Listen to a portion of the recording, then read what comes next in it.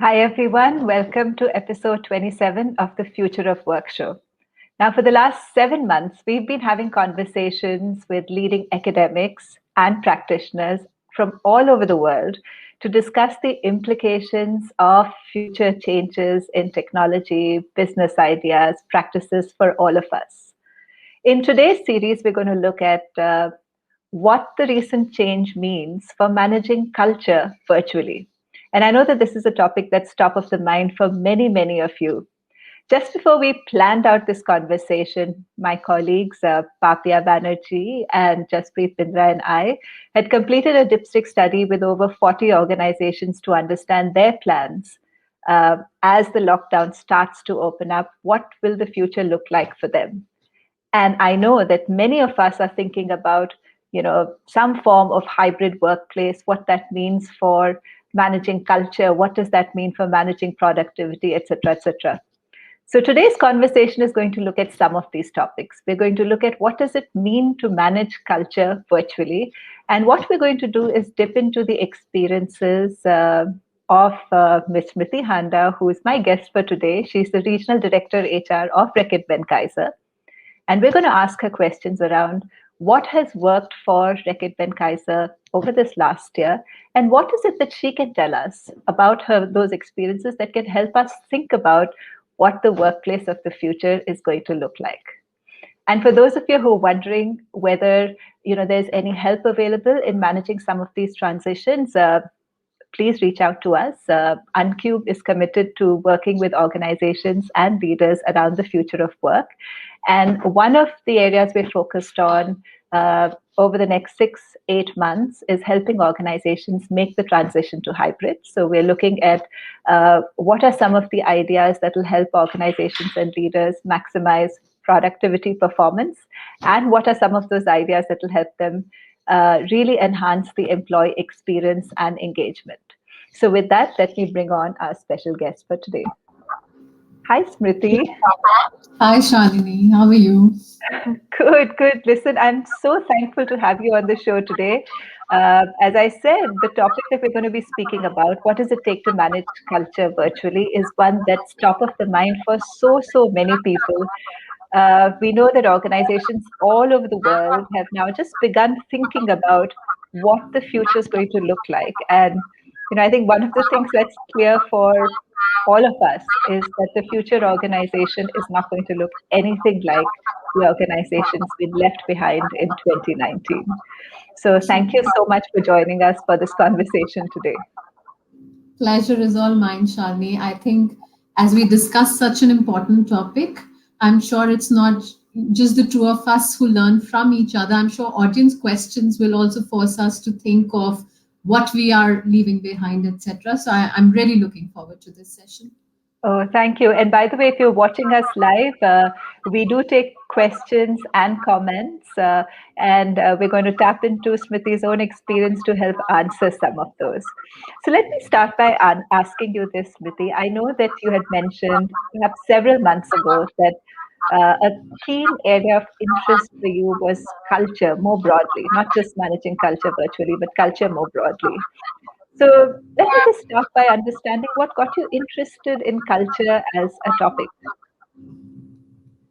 I think, Shalini, I have worked for three organizations by now. So one is Airtel, Philips, and Reckitt. I think when you move across organizations, you realize culture is not something that's very static, or you realize that it's very different across organizations. It's different depending upon what phase the organization is going through, what are certain leadership beliefs and behaviors. And when you see such changes, I think you automatically get interested. That was how I got interested. When you move from one Indian organization to European, you move from a telecom to an FMCG, you move from B2C to B2B, you realize so many factors change. And of course, with it, the culture also changes and shifts, because how your organization interacts with external environment, how it interacts with internal employees, everything changes. So I think that's what, a certain realization around various factors that impact culture kind of made me feel more interested in culture. I can imagine because the organizations you've spoken about, they're absolutely leaders in their own space, but they're coming at it from very, very different perspectives. True, You know, very true. just to share a little bit about what interested me about culture so deeply, uh, was the fact that it's finally the last frontier that cannot be imitated. Because while almost everything else, you can learn from other organizations, or you can even buy technology, strategy, operations, etc. Culture is the one component which is really, really difficult to imitate. So I'm Limited. a little bit of so I'm just going to take off my headphones and see if that by any chance helps. Okay. So we'll see. So, Smriti, I want to ask you the question now. The lockdown got announced in India and many parts of the world fairly suddenly last year. In India, of course, it was September 5th. And pretty much overnight, without much preparation, organizations had to go virtual. So I'd like to get to about, your experiences in the organization virtual almost overnight. What were some of the challenges right at that time?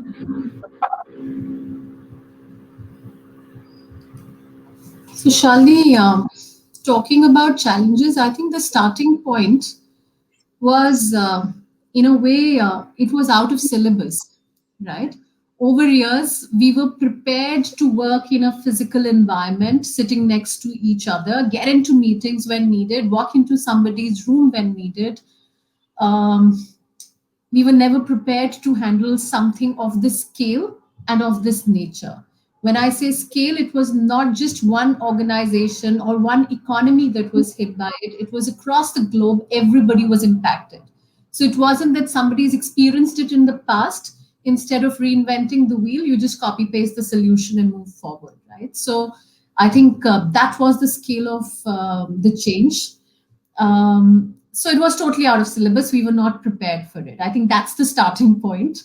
And when I say that, Shalini, it is also true that whether HR practitioners or academicians, everybody was talking about as future tense, future of work, right? And suddenly that future of work became present of work for us, right? Because everybody was thinking 2030, how will the world look like? Everybody was kind of figuring out how would 2040 be with respect to work, right? Nobody was saying that next year you're going to feel this challenge. So the future suddenly became present. So that definitely was a challenge. And I would also say, Shali, over years, again, as corporates, as we have worked, there are frameworks within which we work. There are policies. You prepare for change. There's a change management model all of us study. As per that, we prepare for the future to say this is how change will come into the organization. These are some policies, some blue books, some material to go through this change. There was nothing of that sort available for any of us, right? So I think if you look at the problem from that lens, or COVID from that lens, it was a huge change that we all were hit by overnight, like you said. I think somewhere mid March is when the lockdown was announced. And the assumption again around that time was that, oh, it's just about 20 days that Prime Minister is announcing it, we'll be back to work. Every organization, I think, was operating assuming next 20 days, next 20 days. We didn't know that it's going to last this long as well. So I think if that's the lens I'm looking at the challenges from, and therefore, if I think we all know about NASA's work around future of work, right? It broadly says that future of work is there are three parameters. You talk about work, worker, and workplace. And those are three lenses that I also use, Shani, as I talk about the challenges with you. In that context, what is work? Work is your tasks and responsibilities, right? And when you talk about tasks and responsibilities, of course, the nature of work per se didn't change. We were still responsible, let's say, across organizations to get revenue. But by nature of work, I'm just picking up, let's say, my frontline sales guy who was supposed to go to the distributor, go spend quality time with him, build relationships, and that's how business moved.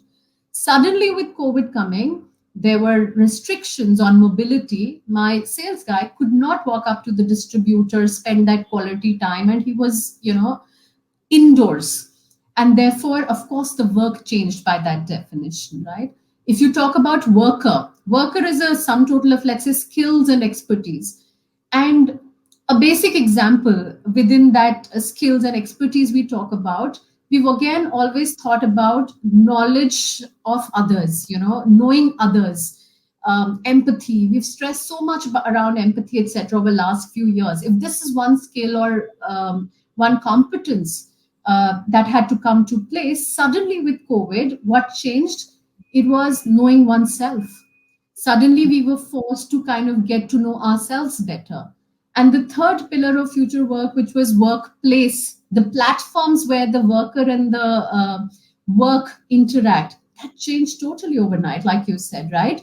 We used to go to office, we used to work there. Now there was no physical office to which we were going, working, etc. We were all working from home. So the workplace as well changed. So all three definitions of future of work, or three pillars of future of work, as NASA had explained, all three pillars changed in one go. It wasn't one by one. We weren't prepared for the change, etc. There was no blue book telling us how to deal with it. So, to your point, what were the challenges? I think all these together meant challenges for organizations that were working with an assumption that 2030 or 2020 is where the future of work is going to hit us, and at the pace at which we choose, right? So here there was no choice given to us. So I think these are some challenges that I've just kind of articulated, and I'm You know, hoping you kind of resonate with these. I love your expression of out of syllabus, Oh, because I think that is exactly what it felt like. That it was something that got all of us unaware, and as you said, change needed to happen, you know, instantly across the world, changing the work dynamics fundamentally. Now, I know that a large part of RB's, workforce, as you mentioned, is out there in the field. yeah. So, what was that like when they couldn't be out there in the field? I think across the globe, I will not just say RB, I think across the globe, if you look at it, Chalni, there's a lot of empathy that developed for people, for human beings, for the kind of work people do, etc. So I think in light of that, if you see, all organizations were trying to be more caring. Caring is one word that got added to organizational dictionary. Every time it used to be result orientation. But a lot of competencies and a lot of leadership behaviors, I'm sure, underwent change during these times, because care would have emerged as something that is an expectation as we go forward. So, to your point on frontline workers, I think they were the real fighters, if you honestly ask me, right? Whether it's my factory or my sales, factory had to continue during these times. Sales, you could still ask them and train them to move away from physical relationships to more virtual relationships. You could still, but factory work has to be done out of factory, right? So, in that context, I think you're right that they had to be managed differently. I think, more so if I were to talk about sales workforce, Shalini, you're used to doing your work and getting numbers. Suddenly, somebody says that you are not going to the field, but still you're expecting to get your numbers. I think it takes away a lot of your psychological safety cover that we, so much talk about. That, oh, that means I'll not be able to deliver my numbers. That means the organization might start feeling that I'm not more useful in the future, or not that productive. I think as an organization, we definitely ensured that we provide that sense of care, that sense of belongingness with the organization, and say that it is something which is outside our control. We cannot, even if we try, we cannot control COVID, right? So I think that the biggest thing was psychological safety cover, which had to be reflected in the form of care, in the form of connectedness. I think so much of engagement we may not have done over years that we may have done in 1 year, especially with our frontline sales and factory folks, because we realized that they were the real, fighters, warriors. As because I also come from an industry, Shalini, which was very critical in these times. We were actually working towards a purpose of providing relevant products in time like these, right? So people, the kind of passion they also showed to ensure that all our products are accessible by the end customer who really needs it at this point in time. That's our purpose, right? So they also showed a lot of maturity and showed to certain extent selflessness, to deliver to the customer. So if employees come so much forward to meet the purpose and do something which is just outside the job description, I think it is the responsibility that organizations must show towards their employees as well, to ensure that they feel cared for, they feel that they will be taken care of in the long run, etc. So wonderfully said, Smriti, and I'm hoping the voice problem is a little better. No, I'm not facing it, Charlie, the voice problem. So let me ask you, based on what you said about the extra levels of stress, because as you said, the expectations of outcomes obviously were there, but familiar ways of working vanished. Uh, could you share more about what an organization can do in such circumstances to help people feel cared for when, at the end of the day, salespeople are judged by outcomes? So, what can organizations do for care? Right. That's the question, Shalini. So, I think lot of we also try to study it during these times, Shalini. Um, I think you broadly, Shalini, if you look at wellness, right, and care and wellness kind of hand in hand, you look at it from five different perspectives, right? It could be mental well-being, it could be emotional, it could be social, it could be physical, spiritual, all these five in total. You talk about wellness and care for your employees in various ways, Shalini. I think in this last 1 year, organizations, HR teams, leadership, they've tried to touch all these five in some way or the other, right? So if I just, give you a few examples to kind of help you understand, let's say what we tried to do. Let's say you talk about mental well-being, right? Now there are boundaries to work when we used to go to office. Mhm. So at 7:30, whenever I want to go home, I would shut my laptop and take my car and come back home. With COVID, of course, a lot of it, I'm sure by now has been talk and it could sound obvious, but what happened to our employees was there was no shutting down of the laptop. People were still continuing, laptop is, let's say, on my dining table, I may be having lunch, and then is some mails popped in, the lunch breaks were going away, etc.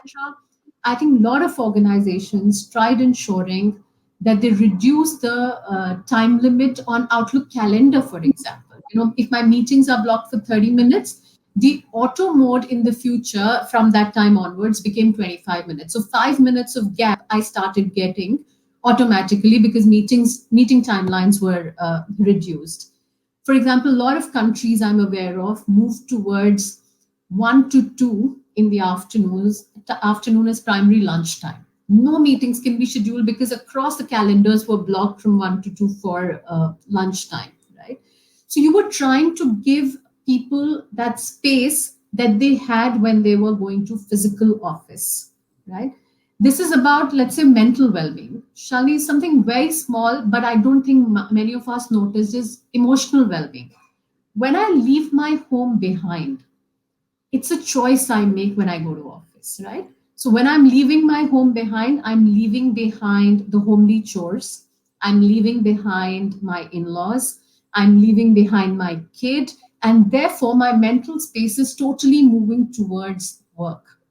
However, when I was working out of home, that emotional cutoff was becoming less and less possible, right? So a lot of people felt that stress. So many of my colleagues I would talk to, they would say, "Woof, the work distribution between me and my wife is like this and this. She does this, and I do the kitchen and mopping, and the work were divided." So the emotional disconnect became very difficult for a lot of people. Similarly, if you talk about spiritual, what is spiritual? Spiritual is about accepting who I am, right? That's the spiritual well-being. If you look at it, I think all of us in this 1 year have questioned, who am I? Am I at peace with myself? Because husband and wives are working out of the same home in this 1 year, a lot of confrontational issues also came up, right? So women, there were so many articles written around this last 1 year about how women have so much contributed and are a lot more stressed than men because of the work pressure, especially in the West, that may have added. There were no maids, etc., to support. So the emotional, the spiritual, the physical, all kinds of well-being got challenged. Organizations in their own ways have tried supporting. To your question on the support, of course, now I come back because these are the five wellness that you want to support your employees with. What could one do? Shalini, lot of organizations went into one-to-one counseling. Thankfully, at RB, we already had it from the past, but people were, very minimally using it. Over quarters, we saw the usage going up, not only of the reading of the articles, but reaching out to one consultants to just discuss your problems, right? There were cases that I have read that have gone up even with respect to discussing personal life space. Generally, on one-to-one coaching, people might discuss work, right? People have started discussing personal life because the coach doesn't know you. It's a virtual environment, so you've started discussing that in that space. If you think of it, something as small as what people would have struggled in the first month was, how do you sign documents? Because digital signatures was not the thing at the beginning, right? Everything would come to my room, I just have to continue to sign. All these solutions, these may be very small, but added to the stress of the employee, because what otherwise took 10 minutes started taking 30 minutes just to figure out how to do it in the first 2 or 3 months.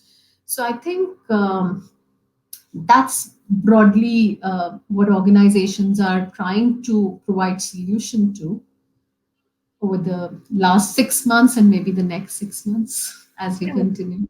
about what you said, Smriti, is the way you've explained this challenge of cutting off emotionally from, say, your phone to focus on work. And that's something which many people have actually loved to do. But when you're working in a small space, there's been this home and work sort of intersperse, and people are disentangled the two. That's been a huge source of stress behind many individuals. I think there's still a little bit of focus. So There is, Shalini. I I'm going to can't hear you totally. I'm going to ask you the next question, and then I'm going to actually log myself out and come back in, just in Okay. case it will make a difference. So we'll see. Okay. Okay. Okay.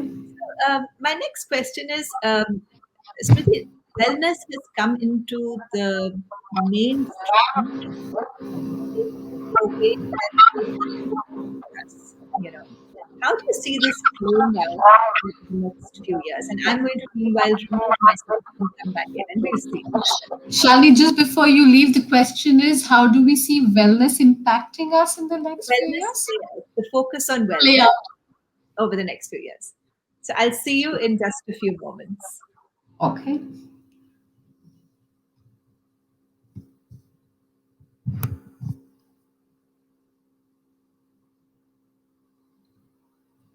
You can go ahead and answer. I'm just removing myself for the sound.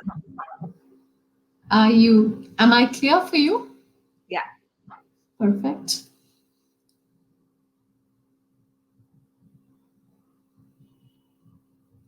All right. So, till Shalini, I think, joins back, the question on how wellness plays out in the coming few years, I think a lot of organizations and a lot of professionals clearly have kind of understood the importance of a concept like wellness. I think I would not deny that for me, if it was priority number two, three, four, wherever in the past, it is, of course, gone up in hierarchy. Now, Shalini is back. Yeah. Is it So, better? all right, Yeah, maybe. perfect. All right. So, Shali, I was just saying that over the last 1 year, I think, given the learnings we've had, organizations and individuals alike have understood the importance of a concept like wellness. I would not lie. Reality is, wellness was definitely not top three priorities prior to COVID, right? But I think across organizations, professionals, everybody, I think it's come up the curve as a priority, and I'll be surprised if anybody is not talking about wellness amongst top three priorities as we go forward, right? So definitely it's a priority. And I don't think the solution to it is very easy, because it has to be a lot more customizable. My the way I look at wellness and the way Shalini looks at wellness could be very different, or the what I am going through today could be a lot more around physical wellness, and what you're going through could be a lot more about emotional wellness, and therefore solutions would vary. So to your point, I think there is some time before we figure out what is that approach, 80/20. What is that 80% that will meet everybody's requirement, and what is that 20% that needs more customization? But I think lot of data crunching for sure across organizations has started around wellness. Charlie, you and I some time back spoke about burnout, right? I don't think a lot of us realize where this burnout comes from, but burnout is broadly a combination, right? Let's say work week span. In a 5 day week or a 40-hour week, what does my week look like? Am I working for more than 40 hours? And what is that number coming to, right?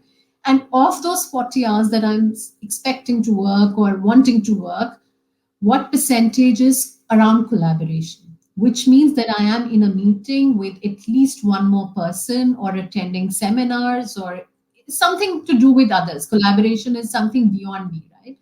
So if my span is longer, work week span is longer, and my collaboration is also higher, that means I have very less of me time. And that me time could be my response to emails, could be when I'm supposed to do the thinking job, put certain presentations together, etc.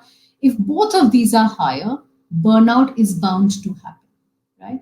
And generally, given organizational priorities, 20% of people feeling that kind of a stress at any point in time, I think may be a fair thumb rule to hold, given priorities and where we are always pulled into. But if 20%, if there's a percentage population, more than 20% always feeling the stress, that clearly means that the ways of working, etc., are really stressed, or the priorities that organization has taken for the number of people are more than required.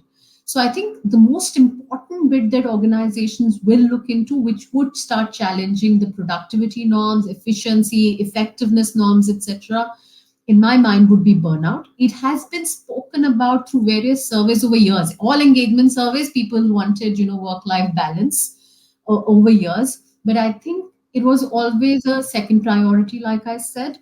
But I think COVID has brought it in the forefront, and burnout as a question has to be answered in times to come. I think the other thing we have observed around this time is multitasking. I'm talking to Shalini, I'm in a meeting with Shalini, but at the same time, I'm answering emails, right? Now, as long as it is, let's say, 5 or 10% of my ways of working, it's fine, broadly as a thumb rule, right? But if I'm a chronic multitasker, it becomes a challenge, because my effectiveness, I neither in the meeting nor there, is going to be high assumption.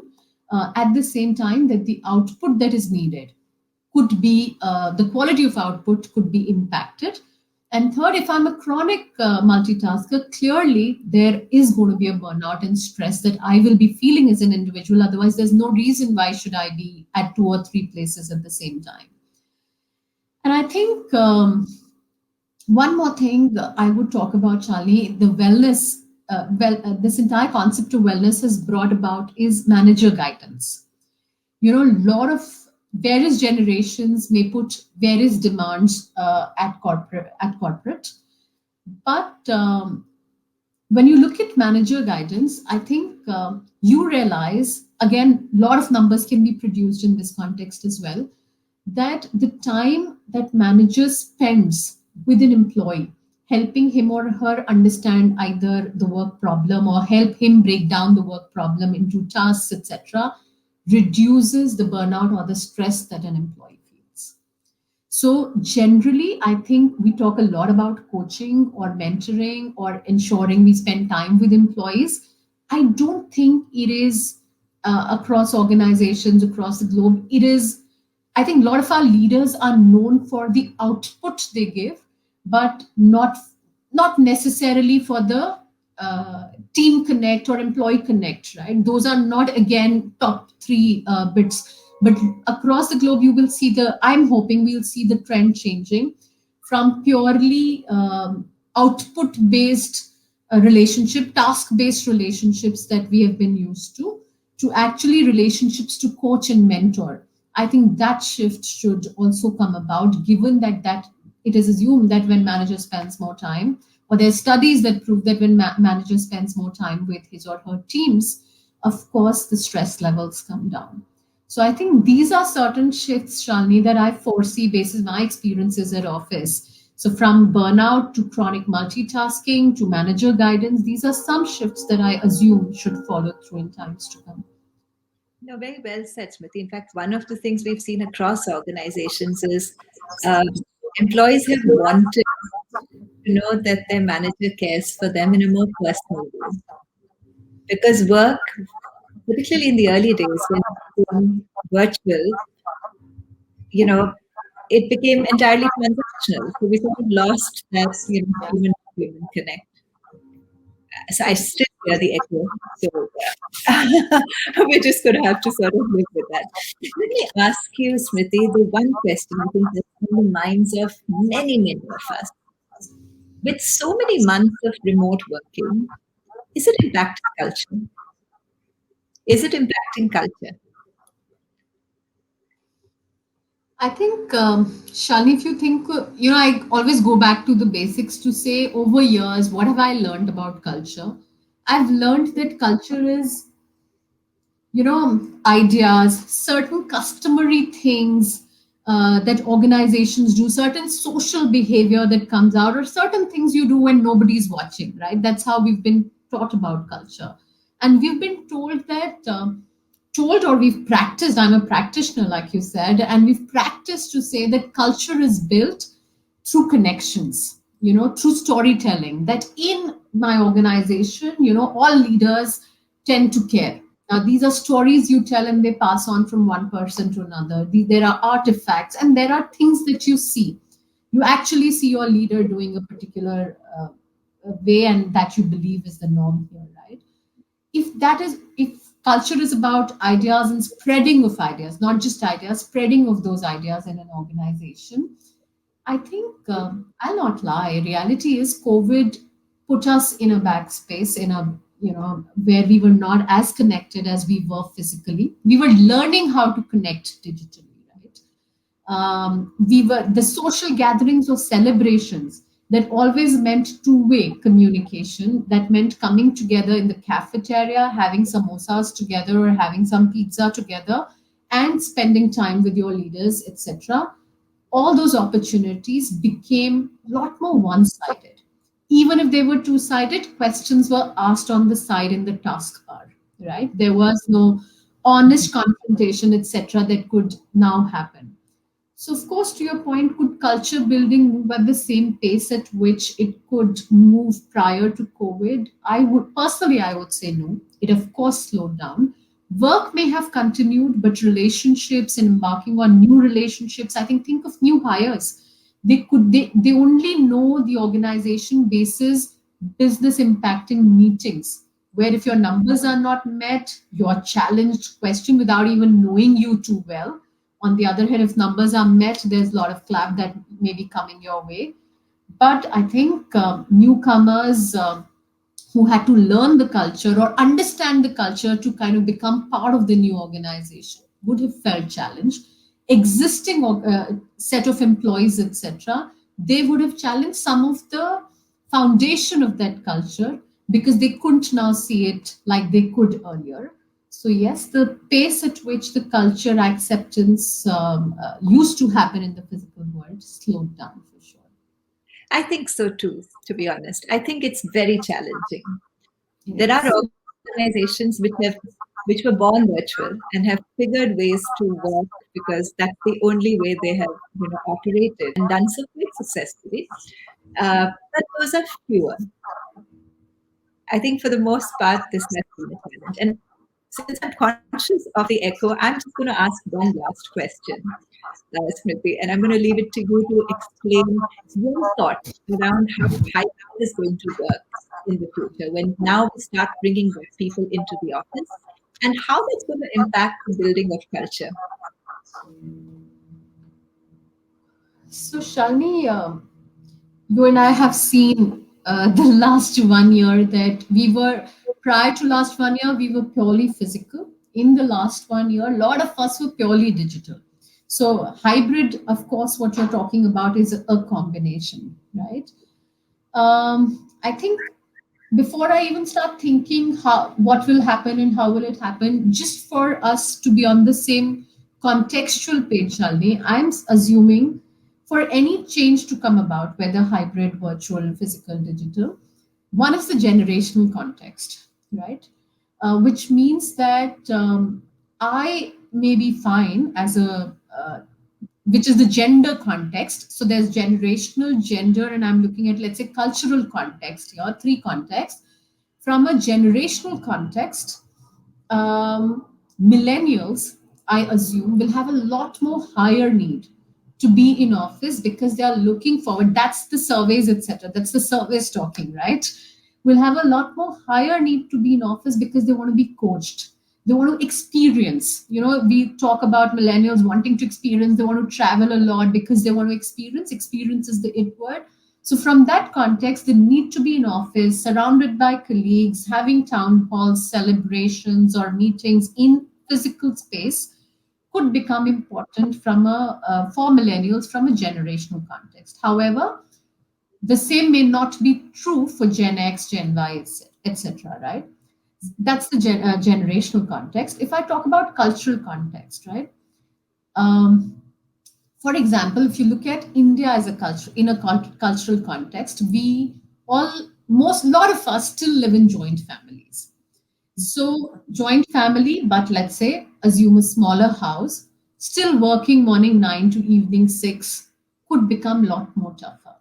So, that set of employees who are feeling the pinch of physical space working out of home or too many people in the same house, etc., getting your privacy to work could become a challenge.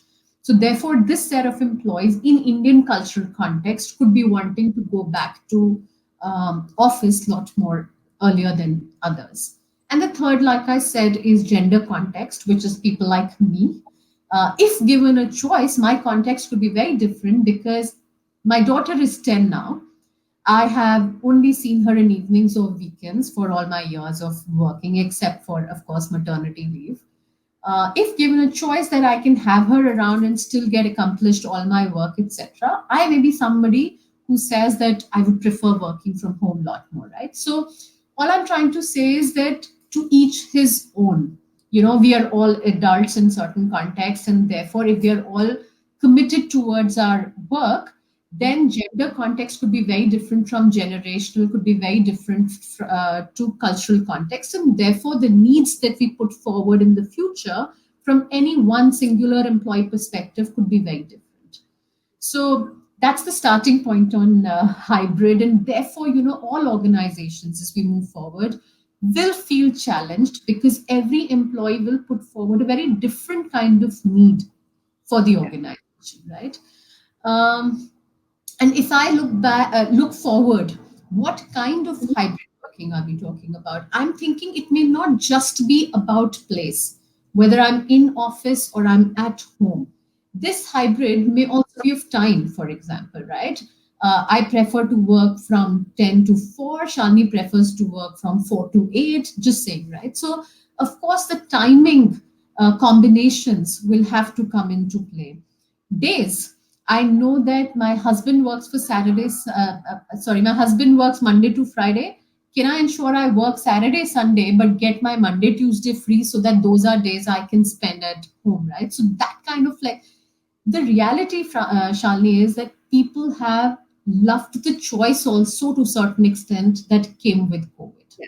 The fact that they could have their families around, they started looking that as a silver lining, and they loved it. They enjoyed it because that time was something they never could get before COVID, right? So I think with that has come all these options. I want flexibility in a day, or on time, or on place, or on my role.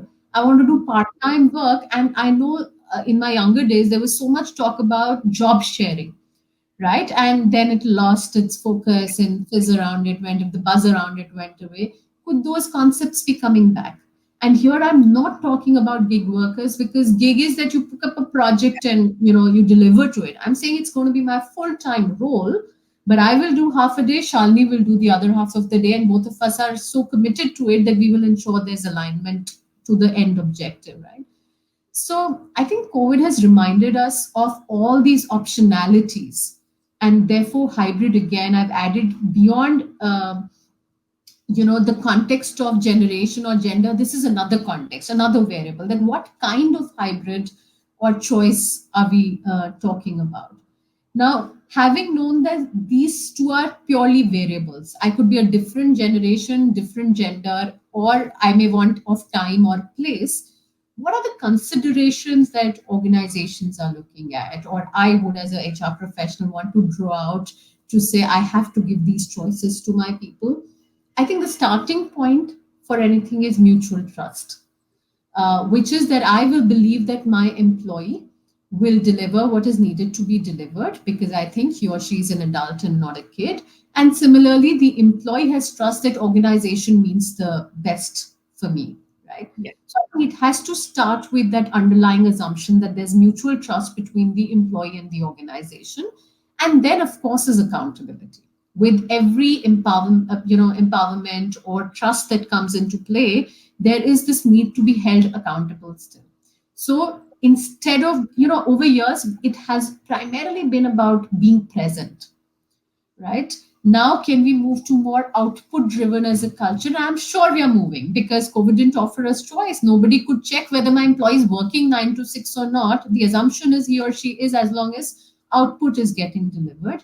So, accountability, I would say, becomes very important, that we move towards an output driven culture, as you know. And the third, I would say, Shalini, is empowerment. And you can empower your employees through the right set of policies, tools, and technology.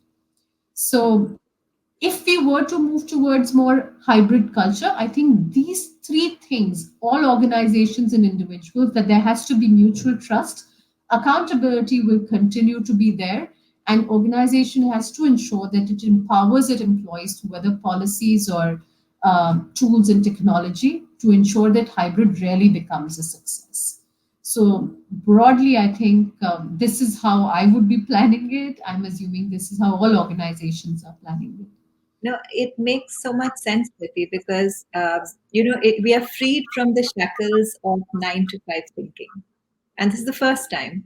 And the reason why we ever thought 9 to 5 is, the fact that the Industrial Revolution 100 years ago started in factories, and so you needed everybody to be working, together in a shift, and True. that sort of thinking has dominated the way organizations have functioned, even when there wasn't necessarily the same. So it sort of frees us to think something completely different. And as you said, some of the fundamentals are reimagining work, synchronous, asynchronous working, when is collaboration really needed, where can simple coordination work, individual choices and personas. I mean, it just opens up the entire set of possibilities that isn't there today. True. So thank you so much, Smriti. I'm really apologetic that there's just a little bit of voice challenge. I know Not that. at all, Shalini. I can also hear some, I don't know if our audience or you, I could hear you in parts. So I'm making up assumption around the rest of it that I've got the question right. So I think definitely there's some challenge around the mic.